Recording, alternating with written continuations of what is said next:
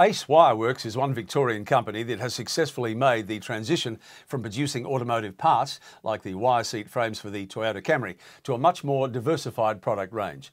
Hi, I'm Tim Webster. One area where Ace has been particularly successful has been in designing and manufacturing retail displays, and this led to the company to investigate acquiring its own laser cutting equipment.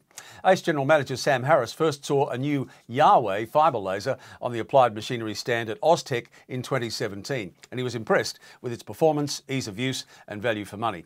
The decision was made. The installation went very smoothly, and Harris says that the support from Applied has been just great. The results? Well, they're very impressive. Harris says the Yawei has reduced lead times, increased production flexibility and broadened the range of products Ace can offer its customers. And he says the speed and accuracy of the fibre laser means we're saving huge amounts of production time. And you can find out more from appliedmachinery.com.au or give them a call on 03 9706 8066.